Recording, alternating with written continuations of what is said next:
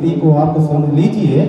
और मैत्री पुष्प खिले यहाँ, सुख शांति रहे यहाँ, दुख दर्द पीड़ा को आप हर लीजिए, पुराण के प्रकाश पुंज दीजिए और जगमगाए खुशियों के दीप चहुं और ऐसा मेरे भारत का रफ्तार। माँ के कारवां को मैं आगे बढ़ाने की कोशिश करूंगा कि मैडम ने अपने जीवन में जो भी संघर्ष किया, परिणाम आपके सामने है। और इस महाविद्यालय के बच्चे भी चाहे तो इसका अनुसरण करें। ये 4 पंक्तियां कि अगर हौसला हो तो पथ भी आसान होता है। शर्मा मैडम की वाणी को चरितार्थ करते हुए ये पंक्तियां पढ़ रहा हूं कि अगर हौसला हो तो पथ भी आसान होता है, नहीं तो रास्ता भी मौत के समान होता है। और जो हिम्मत हार जाते हैं वो जिंदगी को हार जाते हैं, मगर जिनमें हौसला होता है वो बाजी मार जाते हैं। मगर जिनमें हौसला होता है वो बाजी मार जाते हैं। माता की क्षमा कीजिएगा, ये सिवनी की आवाज नहीं हो सकती है। बोलिए भारत माता की, भारत माता की, वंदे वंदे। आज बड़ा ही मंगल अवसर है। आज से करीब 2 वर्ष पूर्व 5 मार्च 2020 ऐसे ही एक कवि सम्मेलन आयोजित हुआ था और उस कवि सम्मेलन में मैं अंतिम पंक्ति में बैठा था, एक अनजान व्यक्ति की भांति। और आज मैं कहना चाहता हूं, ये मेरे माता पिता और भगवती का आशीर्वाद है कि 2 वर्ष पूर्व जहां मैं अंतिम पंक्ति पे श्रोताओं पे बैठा था, 2 वर्ष बाद आज मैं उसी जन श्रोताओं को संबोधित कर रहा हूं। मैं 4 पंक्तियां रखता हूं बिना किसी भूमिका की। चौथी पंक्ति पर या तो जय भवानी के उद्घोष से पूरा सदन झूम जाए, या तो पूरे सदन में एक भी आवाज ना हो, मैं उसे भी आपका समर्थन मांगूंगा। पंक्तियां निवेदित करता हूं कि हाथ में सजाते सदा बरछी कटारी उन राजा छत्रसाल की जवानी याद कीजिए। हाथ में सजाते सदा बरछी,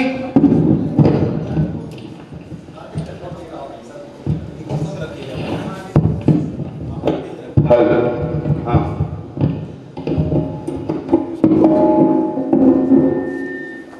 बरछी कटारी उन राजा छत्रसाल की जवानी याद कीजिए। और दक्खन के शेर हिंदवी स्वराज पालक वे छत्रपति शिवा की कहानी याद कीजिए। तो चंडी अवतारी महानारी एक रूपधारी अवनीश झांसी वाली रानी याद कीजिए।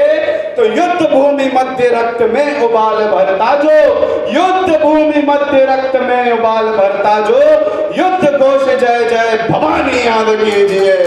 युद्ध घोष जय जय भवानी याद कीजिए। और मातृशक्ति यहाँ उपस्थित है। आदरणीय शर्मा मैडम के रूप में मैं साक्षात मां निवेदित करता हूं कि देश में क्या हाल है लड़कियों का। कहीं 35 टुकड़ों में बांटी जा रही है, कहीं एसिड अटैक हो जा रहे हैं। ये कारण है संस्कारों की कमी का। यहाँ ना मैं धर्म ला रहा हूं, ना कोई जाति ला रहा हूं, यहाँ संस्कार की कमी है। हम लड़कों को, नारियों को किस दृष्टि से देखना चाहिए, या मैं नारियों को किस दृष्टि से देखता हूं। मैं 4 पंक्तियां रखता हूं, एक छंद निवेदित करता हूं। स्वागत पड़े। आपके दिल को छुए तो तालियों से आशीर्वाद दीजिएगा मुझे। कि कोई तुम्हें कहता शबाब तो कोई शराब, कोई तुम्हें कहता शबाब तो कोई शराब, मुझको तो गंगा जी का पानी लगती हो तुम। कोई तुम्हें कहता शबाब तो कोई शराब, मुझको तो गंगा जी का पानी लगती हो तुम। कोई खजुराहो वाली मूरत कहे पर शेखर सुभाष सी जवानी लगती हो तुम।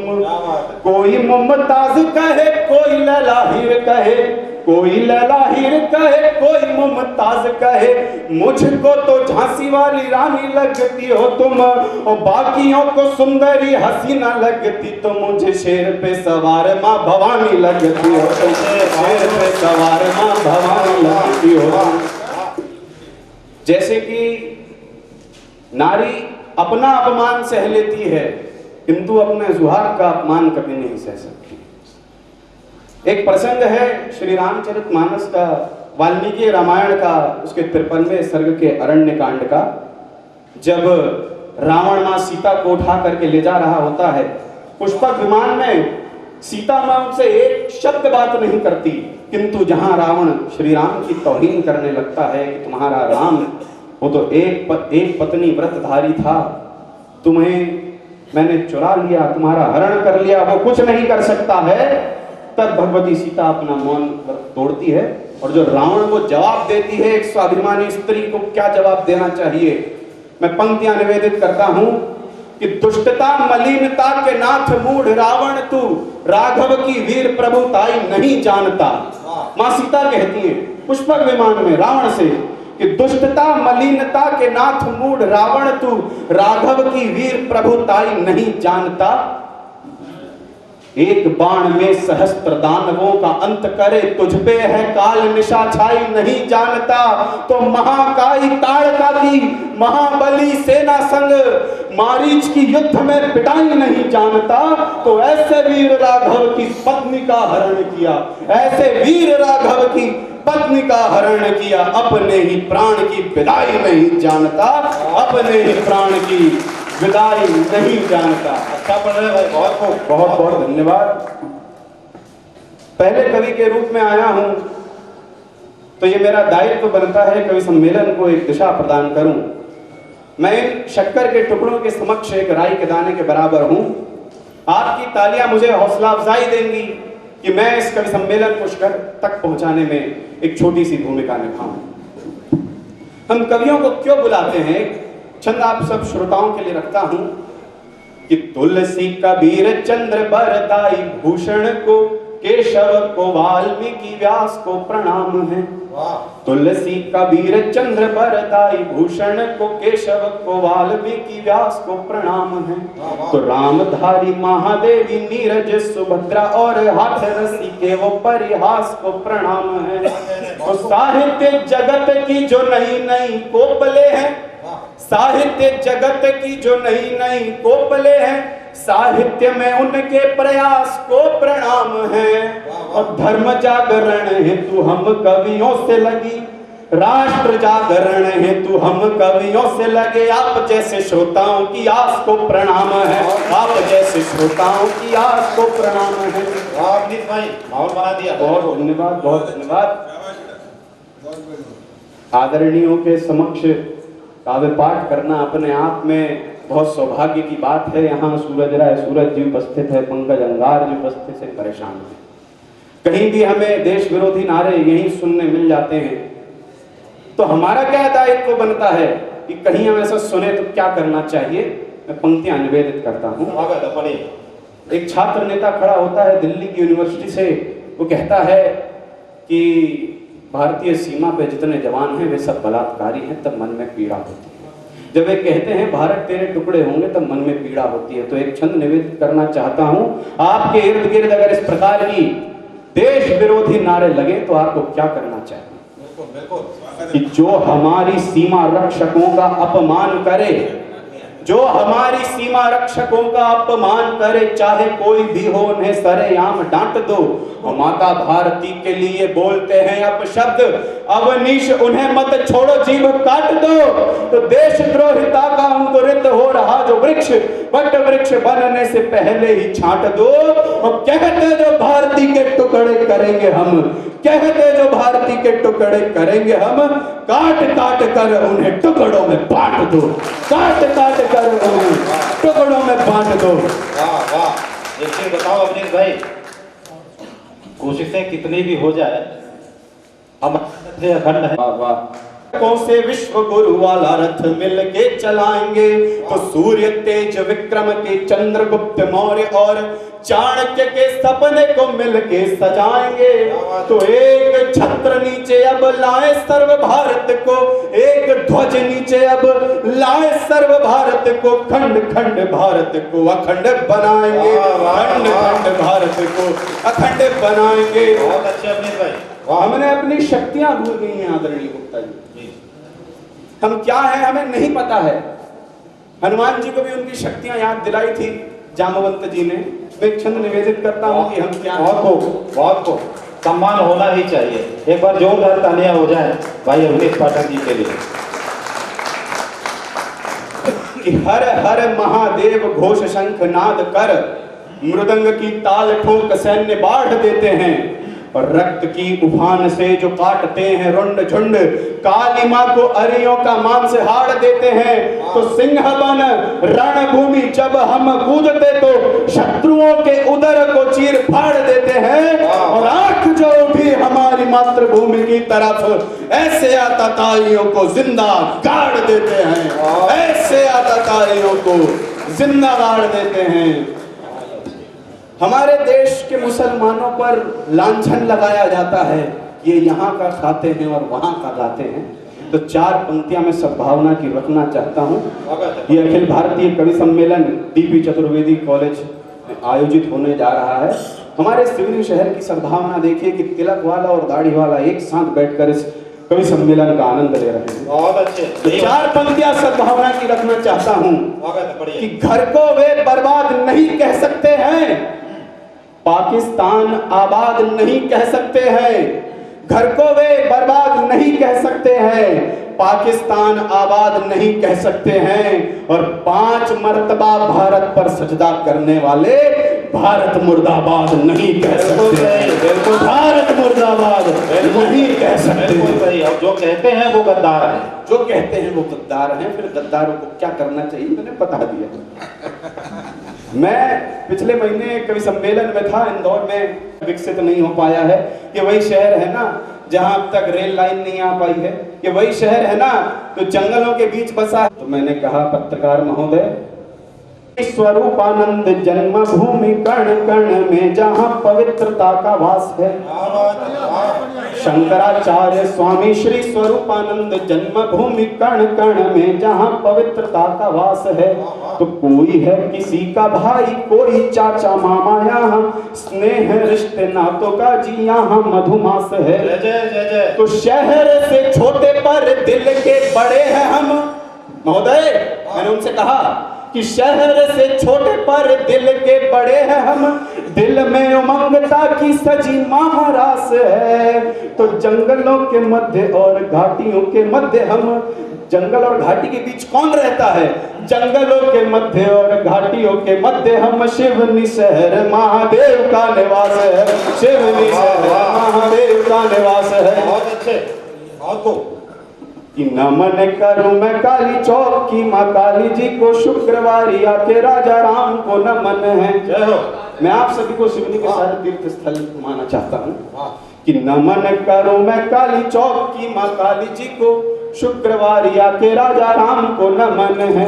और बाएं हाथ चल कर महावीर टॉकीज के, पंचमुखी हनुमान धाम को नमन है। तो सीधे हाथ सीधे सीधे आओ जो गणेश चौक, सीधे हाथ सीधे सीधे आओ जो गणेश चौक, गणपति बप्पा जी निकाम को नमन है।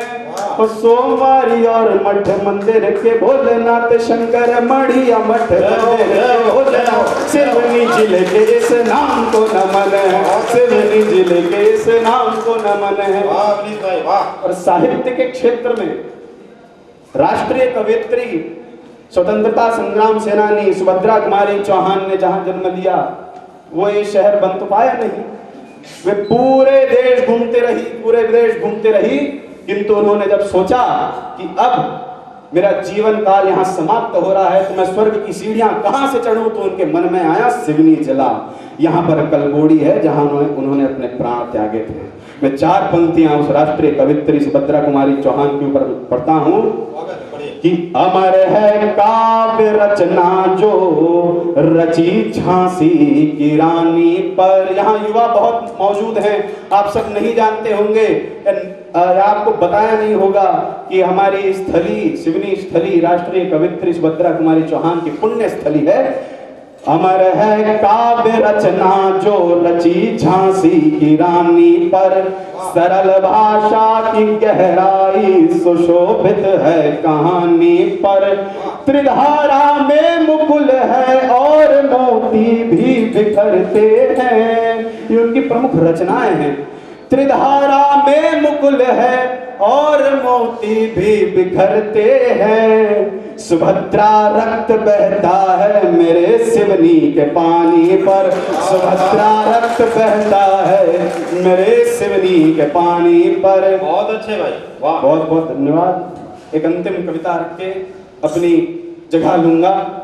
अभी यहाँ बहुत सारे कवि हैं जिनको आपको सुनना है। छोटी सी कविता, उसकी भूमिका केवल इतनी कि जबलपुर में शंकर शाह और रघुनाथ शाह नाम के दो स्वतंत्रता संग्राम सेनानी होते हैं। उनकी नग्न देह को तोप के सामने बांध दिया जाता है। उनसे पूछा जाता है कि तुम्हारी अंतिम इच्छा क्या है, what is your last wish. तो उन कवियों का नमन करिएगा, उन क्रांतिकारियों का नमन करिएगा। वो चाहते तो कह सकते थे हमें पैसा दे दो, हमारी जिंदगी बख्श दो। वे चाहते तो कह सकते थे कि हमें हमारा राज्य लौटा दो, किंतु उन्होंने कहा कि हम मरते मरते राष्ट्रवादी कविता पढ़ना चाहते हैं, जिसको सुन के यहाँ सर्वसामान्य के अंदर राष्ट्रीयता की लौ प्रज्वलित होगी और तुम्हारे पतन का कारण बनेगी। एक बार जोरदार तालियां उन दोनों वीर सपूतों के लिए बजा दीजिए। वाह वाह, बहुत अच्छा। मेरा विश्वास है कि मैंने तो वीर सपूतों के बारे में बताया, उनके बारे में आप नहीं जानते होंगे। और ऐसे कितने ही जननायक हैं, कितने ही राष्ट्रनायक हैं जिनको हम भूल चुके हैं। तो मैं आपको बताना चाहता हूं कि हमने क्या क्या भूला है और आप उन्हें याद कीजिए। कि भूल गए तुम मां दुर्गा के दुष्टों के संहार को,